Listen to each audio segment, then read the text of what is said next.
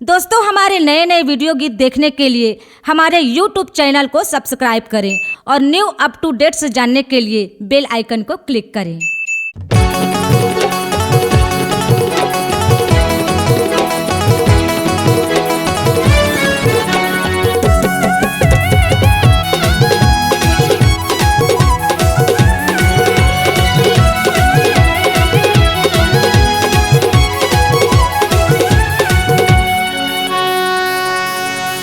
मैं सिग्नल तोड़ के आऊं वो के गाड़ी मोड़ के आऊं ना।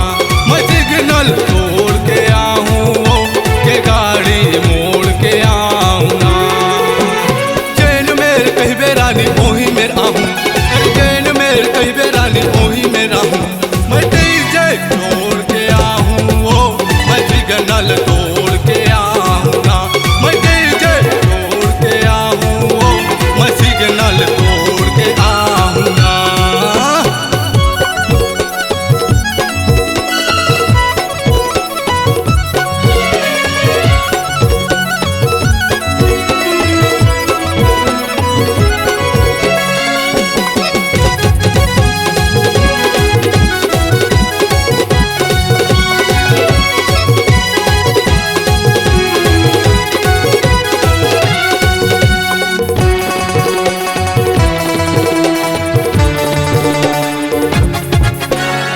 देख मैं तोला पहली बार हो गए रानी मोला तोर से प्यार।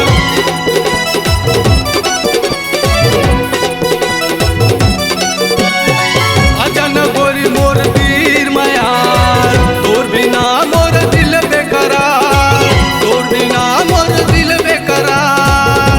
मैं कॉलेज छोड़ के आऊं वो मैं सिग्नल तोड़ के आऊं ना।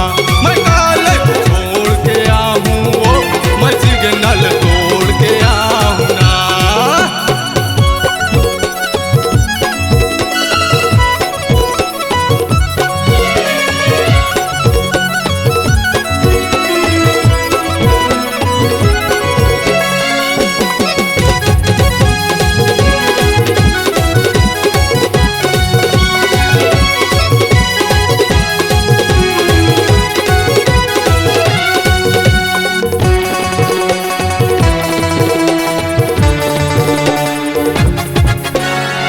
ना हवाए देवेंद्र मोर डीजे ला बजा दो।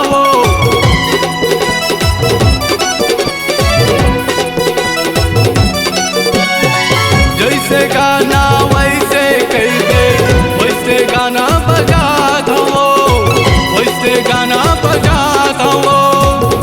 मैं डीजे छोड़ के आऊं वो मैं सिग्नल तोड़ के आऊं ना। मैं कॉलेज छोड़ के आऊं वो मैं सिग्नल तोड़ के आऊं ना। चैन मेरे कहीं बेरानी ओही मेरा हूँ, चैन मेरे कहीं बेरानी ओही मेरा हूँ। मैं डीजे छोड़ के आऊं वो मैं सिग्नल तोड़ के आऊं ना। मैं डीजे छोड़ के आऊं वो मैं सिग्नल तोड़ के आऊं ना।